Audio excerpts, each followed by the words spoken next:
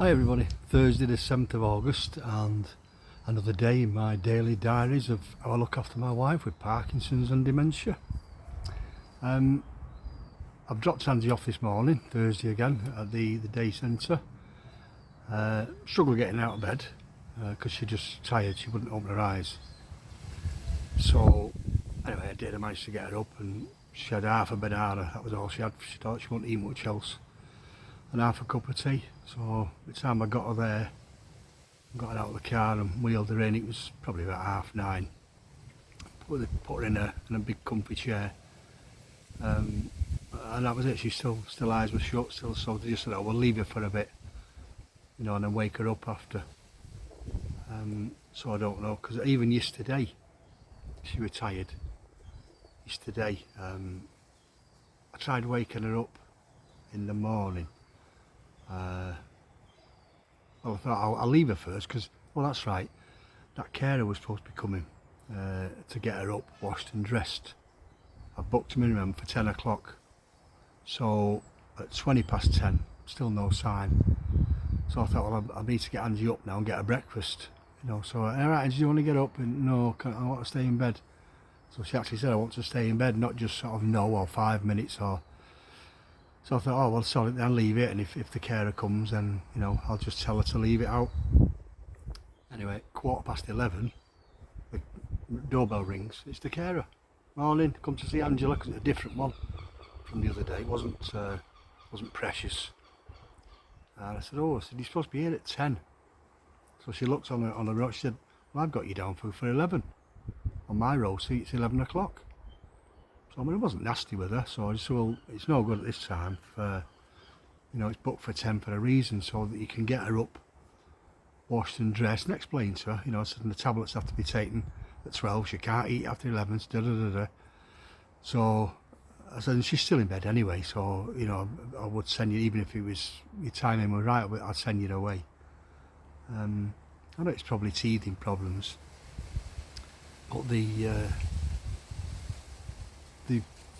whoever it was coming out supposedly at 10:30 to go over the care plan with us, which I think these times and everything could all be ironed out properly. They were supposed to come out at 10:30, so that got cancelled. They phoned me up and said something's come up, and doesn't give you a good impression, does it, when you first start off with these people? But I was speaking to Karen at the daycare centre, and she said she'd had dealings with this particular care company, who she thinks these are, with the name of Precious. She said, but they're very good. She said, I can't fault them whatsoever, really good. They was dealing with a brother. I think she said a brother. So it might not be the same company, or it might just be hiccups. Anyway, so they're due again tomorrow morning. So we'll see. And I'll do the same again if they're not here, like, for, I've got to give them time. You can't say, well, it's 2 minutes past 10, you're not coming in, 15 minutes, but I've got to think of Angie then, getting her ready, washed and dressed, and then me giving her a breakfast to be finished by 11. So I've got to think ahead like that. So, come 10:30, I'll have to say no. But I can iron all this out, when I get this so-called meeting, when that's rearranged. And then I rang up and spoke to Hannah, one of the OT people that came out last week. Explained about, that rotunda thing. I said, it's just big and bloody clumsy. I said, it just looks like something out of sound. So the lambs, where they wheeled him in, strapped to that bloody truck. So it looks like one of them. Which it does. So she said, all right, okay. So, well, I'm using the portable commode, but I'm using it as a wheelchair because it's got four movable wheels, whereas the wheelchair I use in the house has only got the two front ones, so it's slightly easier to move around the house, but it's still pointless. Why use a commode as a wheelchair? I said, so that can go. So fingers crossed. Well, I'll make some arrangement, get them picked up, and then I pushed for the meds in the bed. I said she's got out of bed again the other day and fell, I found her sat in, in the corner there, squashed again. Sat on the squashed washing basket. That's even when Precious, the carer, came on Tuesday. She ended up shouting me at one point because Angie was falling out of bed and she was trying to get her out of bed. The bed's too high, so you need one of them that you could do with one of them, rise up and down beds. So that's what I asked for originally. So she said, right, let me speak to, and she mentioned the name of the other girl that was with her. I said, I can't remember her name, but I think she must be like her boss. She said, but I'll also have a word with you. Who's your, your care worker, your social care worker? So I said, Heidi. So she said, oh, I've got Heidi's number. Oh yes, yeah, because that's Heidi that got us involved. Right, so I'll speak to her and I'll speak to somebody else and I'll speak to a different department and somebody else, because it might be that they might sort of finance half of it with the NHS and da-da-da-da. So right, leave it with me. She said, I'll get onto it for you. So again, fingers crossed. She said, but I'm not in Sod's Law. She said, by the end of it, if I can't sort something out by the end of today, I'm off work Thursday and Friday, so I won't be back until Monday. So well, that's what it is, but do what you can. She said, I will. And then I got a text later, about half an hour after, he said, have you got the number of your Parkinson's nurse? So that gave me an impression that she'd actually got onto it and was getting a seat into something. So I sent her the number of Jackie, our Parkinson's nurse. So fingers crossed on that one. She's getting us she said, have you got a district nurse? And again, same thing. I said, well, we used to have. I said, and then it's kept coming, and then after a while, she said, right, well, not really much we can do at the moment, so we'll leave it alone for now. I said, so I presume it's going to be the same scenario as when I tried to get back in touch with yourselves and that I've been. And she just not. Well, she didn't know. She told me, she said, yeah, you'll have been taken out of the system again for a district nurse. She said, well, I'll sort that out. So again, sometimes being nice and polite but firm on the phone works. Instead of getting on effing and jeffing, this, that and the other, gets you nowhere, does it? So yeah, we'll see what happens. So I didn't go to the gym. I've decided on Thursdays now I'm gonna come home, do me half an hour on my own cross trainer here and my own free weights, and then have a lounge in my bath, which I've just done. I've not long since been out, all wrinkly. But yeah, it just chills me out as well. Nice and relaxed, a nice hot bath, with music on. Just chill out. It's about 12:30, I think. Just gone 12:30. So I've got some washing on. And I'll go out now. I might get a bite to eat and a drink or something. Just go and chill in Cleveland for the afternoon, and then go and pick Angie up at 3:15ish. I've made arrangements to go looking at another bungalow tomorrow. One that's just round the corner from Angie's sister's again. It came on the market for 2 days, months ago. And then the woman who's lived there took it off the market straight away because Marilyn, Angie's sister, was talking to her at the time. She said, oh, my sister and brother-in-law might be interested in this. That's a 3-bedroom. And she told us about it. And then the woman seen her the day after. She said, I'm taking it off the market. Anyway, Marilyn phoned us yesterday. It's now back on the market. So I phoned up and made an appointment. And she phoned me this morning saying, so 3:30 tomorrow. We're looking on it. So it's 3-bed. It looks nice. Looks nice online. So that's another one. So at some point I've got to make my mind up.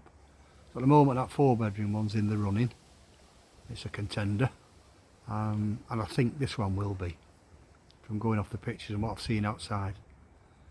So yeah, we'll see what happens with that. Angie doesn't know yet because I've not told her, so I'll tell her later.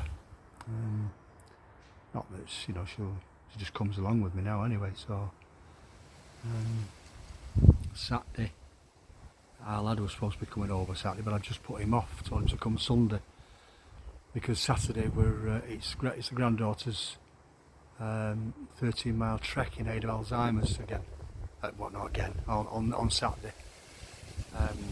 And I said we'll go over, and I promised her when she'd done it. I said, well, we'll come over and watch you finish it. So it's over Derbyshire, so that's going to be a couple of hours drive away.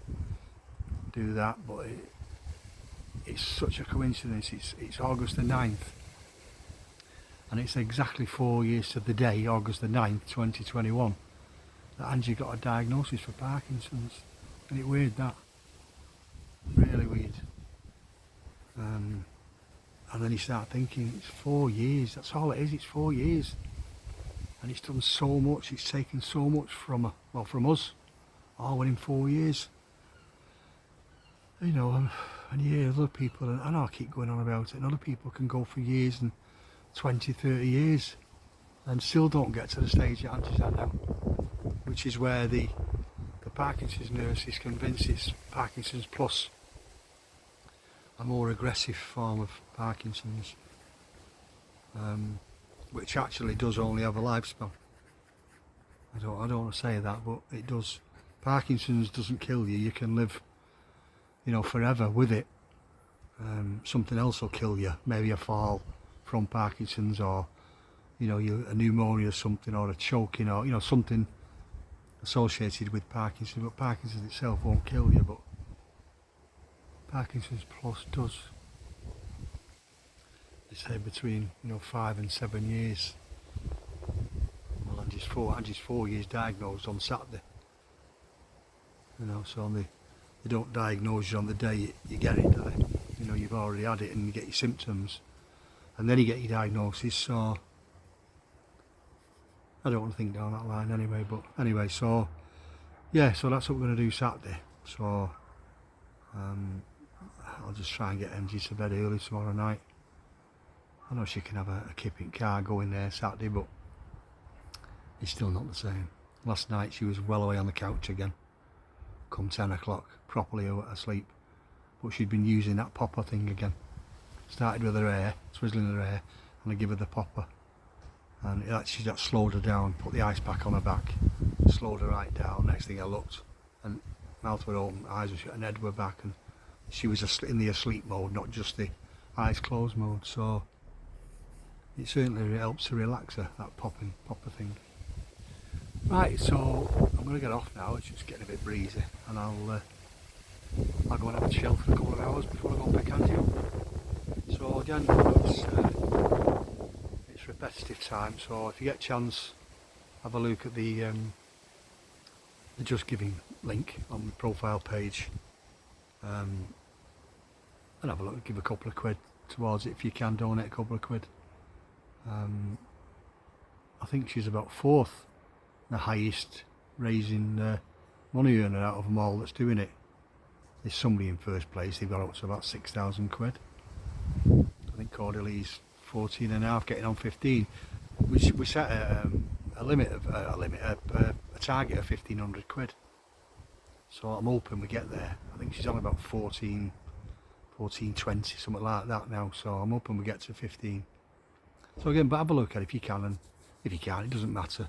But have a look and read the story she's put to it. And in the meantime, please press your like buttons, press your follow me button, forward these videos on to as many people as you can, and let's get as much information out there as we can, from the carer's point of view and from the Parkinson's point of view, please. So as per usual, I'll do another one tomorrow, so you take care now, bye.